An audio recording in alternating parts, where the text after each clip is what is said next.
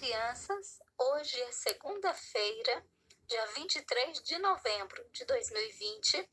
Nossas atividades para hoje serão no livro de português, nas páginas 138 e 140. Teremos também uma atividade extra, comemorando Minas 300 anos.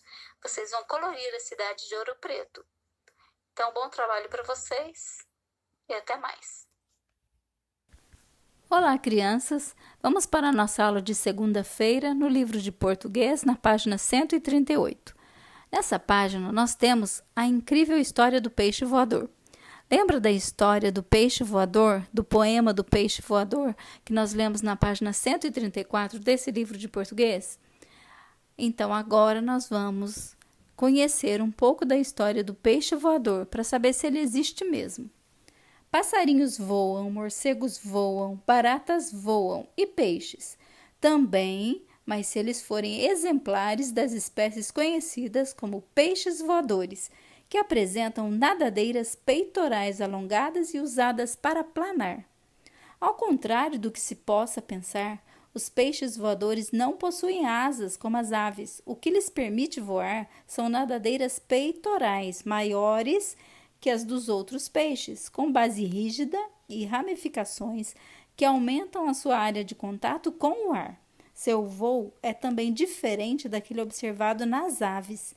Eles não batem as nadadeiras, mas eles planam com elas abertas, após tomar impulso pelos batimentos de sua cauda grande e assimétrica. Vamos conhecer um pouquinho das palavras destacadas desse texto. Aqui nós temos peitorais, significa relativos a peito.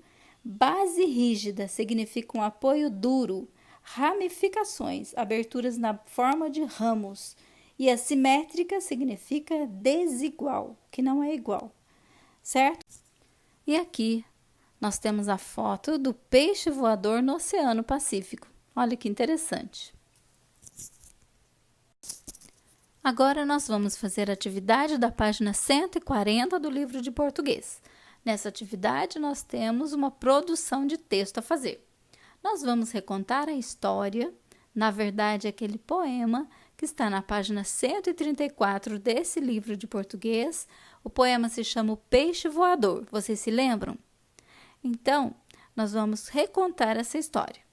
O poema foi escrito em estrofes, com versos e rimas.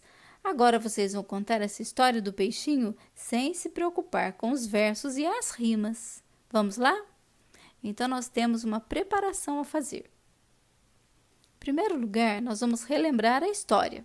Então, vocês voltam lá na página 134, leia novamente o poema do peixe voador. No número 2, vocês vão se lembrar dos 3 momentos da história. A história tem 3 momentos. Como estava falando lá em cima, vocês não precisam se preocupar com os versos que rimam. Então, vocês vão apenas contar os fatos mais importantes da história, que é o primeiro, segundo e o terceiro momento da história. E no número 3, vocês vão se recordar da pontuação no final das frases. Isso é muito importante, não é mesmo? Agora, nós vamos para a parte da escrita.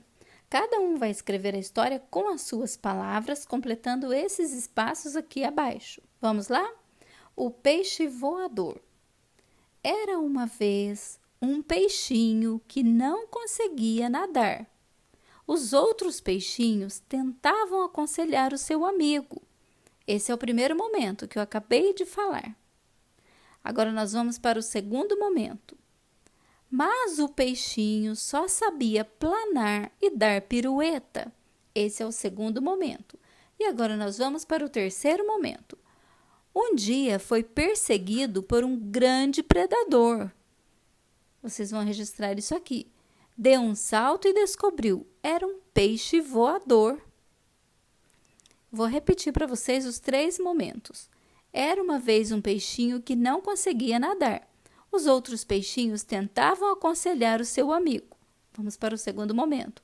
Mas o peixinho só sabia planar e dar pirueta. Terceiro momento. Um dia, esse peixinho foi perseguido por um grande predador. Deu um salto e descobriu. Era um peixe voador. Agora que acabamos de recontar a nossa história, vocês vão fazer a revisão e reescrita. Em primeiro lugar, vocês vão reler a história que vocês acabaram de escrever. No segundo momento, vocês vão perceber se não se esqueceram de nada. No terceiro, reescrevam o que for preciso, se vocês esqueceram alguma coisa.